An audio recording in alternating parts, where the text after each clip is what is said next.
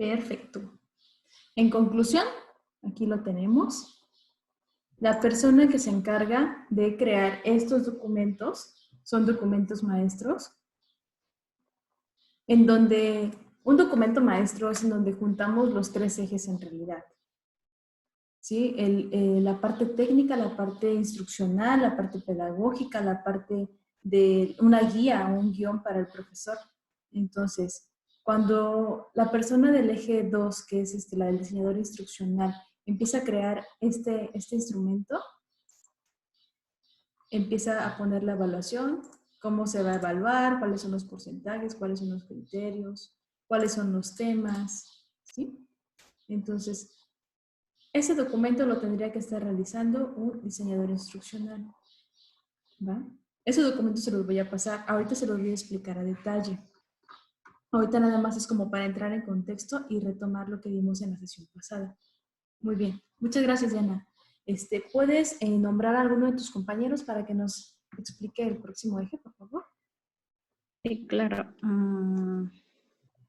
Ay, espérenme un momento. Sí, claro.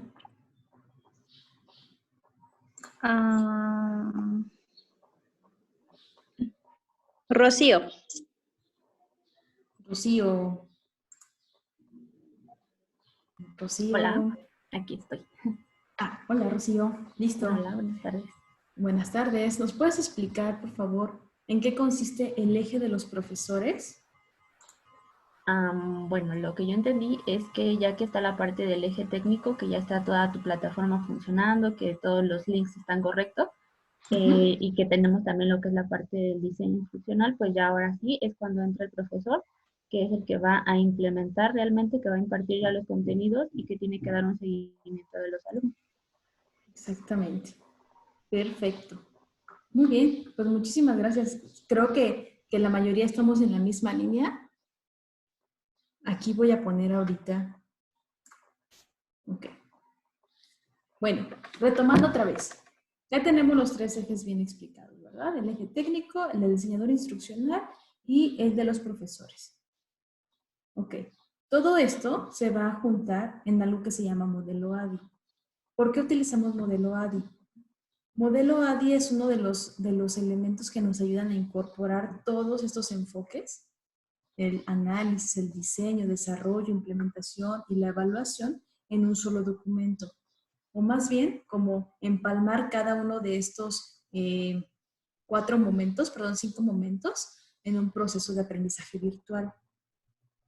Esto quiere decir que, por ejemplo, vámonos a los temas reales, ¿no? Un profesor cuando está planeando su clase, la planea desde su propia experiencia, desde su perspectiva, ¿no? Desde sus reflexiones. Hay veces que decimos que cada quien está en una burbuja, porque vivimos a veces en un mundo diferente en relación a otras personas. Ok, desde esta idea, el profesor empieza a planear su clase, pero cuando llega al momento de implementar, al momento en que ya está frente al grupo y se empieza a percatar de que tiene alumnos de todo tipo, tiene alumnos como pasa luego en México, ¿no? Que vamos sin desayunar a la escuela, que vamos con problemas. Esa es la parte social y familiar. Pero también hay otros factores donde tal vez el alumno no estudió tan bien el semestre pasado o el año pasado. Entonces, hay muchos temas que no comprende. Entonces, lleva una curva de aprendizaje que no puede superar y que no le permite avanzar al siguiente año. Eso quiere decir que lo que yo le explique como profesor, lo que yo planeé con tanto interés, con tanto entusiasmo, no le va a servir a mi alumno. Si es solamente un alumno, está bien. Posiblemente no nos impacte tanto. Pero si es la mayoría del grupo, nuestra planeación ya no va a ser tan exitosa. Entonces, lo que tenemos que hacer en este aspecto es identificar si nuestra planeación de verdad va a impactar y va a ser eficiente para este grupo. ¿Sí? Siempre y cuando pues, nosotros tengamos un modelo ADI, vamos a poder hacer un análisis y hacer modificaciones si se requieren. ¿Va? Entonces, tengo aquí ya desglosado en esta tablita cada etapa. Tengo la etapa del análisis, del diseño, desarrollo, implementación, evaluación. Entonces, la número 1, que es el análisis. Se describe y se comprende el contexto en cuanto al dominio de contenidos, estrategias de aprendizaje, los recursos económicos y de infraestructura. ¿Okay? Hay veces que en la planeación tenemos que vamos a utilizar computadoras y en la escuela nos surge que no hay internet, ¿no? O nos surge que las computadoras sí están, pero no funcionan. Entonces, ese tipo de cosas, si nuestra planeación se basa en ese instrumento totalmente, pues ya no vamos a poder hacer nada. Entonces, ¿cómo se puede operar o cómo se puede aplicar el análisis? Yo tengo esas propuestas. La que está en verde, que es diagnóstico de grupo. Lo platicamos un poquito en la sesión anterior, ¿sí? Pero ahorita lo vamos a abordar un poquito más. Diagnóstico de grupo es la primera. La segunda, test de inteligencias múltiples. Antes, en el diagnóstico de grupo vamos a poder revisar si lo que tenemos deficiente o como fortaleza son estrategias de aprendizaje, son recursos económicos o de infraestructura. Eso se va a poder ver en el diagnóstico de grupo. Hay un diagnóstico de grupo que es para evaluar conocimientos y otro para evaluar las características que les mencioné hace un momentito. Ese es uno. El otro, test de inteligencias múltiples.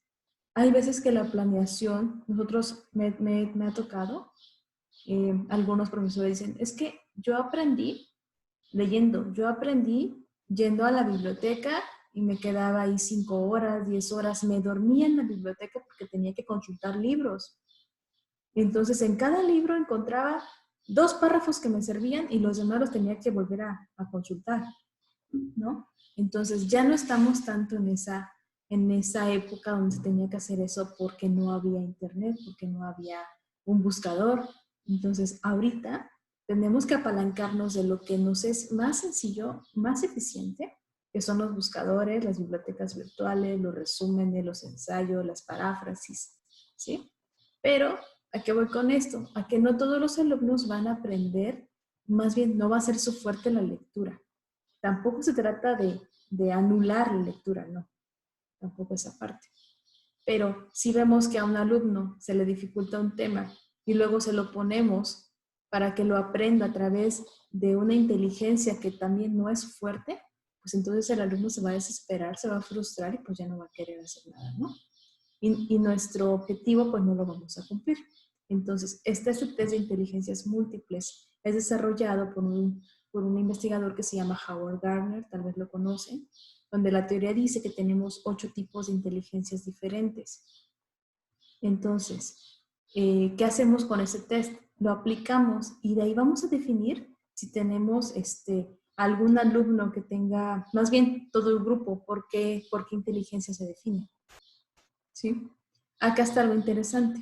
Imaginemos que mi grupo salió con un 80% de ellos que aprenden a través de videos de la inteligencia visual. ¿Qué hacemos?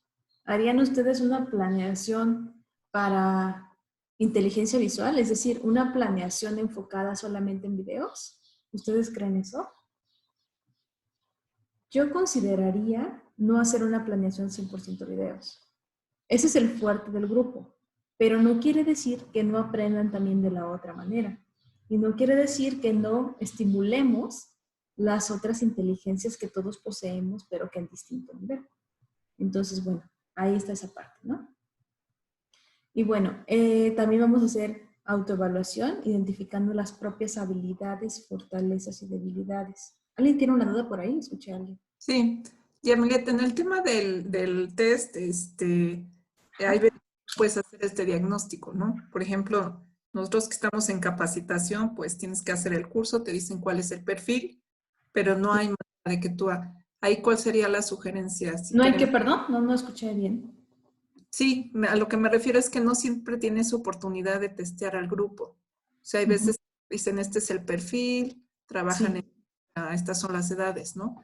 Ahí, ¿cuál sería la sugerencia si quisiéramos tomar esto de las inteligencias múltiples? ¿La capacitación que tú haces es empresarial? Sí, Ah, ok. Cuando si haz de hablamos... cuenta vendedores, pueden ser asesores de servicio, pueden ser, o sea, de Sí, diferentes. Pero ahí no aplicaría entonces Sí y no. Les voy a explicar por qué. Cuando hablamos de empresarios, o bueno, no de empresarios, de empresas que te van a hacer capacitaciones para actualización o ese tipo de cosas, se supone que los egresados o titulados ya cubren como un perfil, ya están formados, ya ok. tienen competencias, ya no tienes que dárselas porque ya las tienen. Y no Ya. hablamos de competencias disciplinares, sino de competencias para aprender simplemente, ¿no? O para ser autónomos. O sea, Entonces, este es sí más para puedes, educación formal. eso es más para educación. De hecho, informal Ya. también. Ajá. Pero entonces sí puedes aplicar un diagnóstico, pero tal vez no para ayudarles a que ellos aprendan más rápido, sino un diagnóstico para que tú sepas cómo puedes abordar los aprendizajes para facilitarles, ya sea en tiempo, por ejemplo, con ustedes. Si se dieron cuenta, yo hice un pequeño test. No fue de inteligencias múltiples, ni tampoco fue un diagnóstico muy amplio. No sé si alguien se dio cuenta el diagnóstico que se hizo. ¿No? ¿Nadie lo notó? Ok. Cuando nos preguntabas La sesión a qué nos pasada, dedicamos, ¿no? Y toda esta parte. Exacto. Cuando yo les pregunté a qué se dedicaban,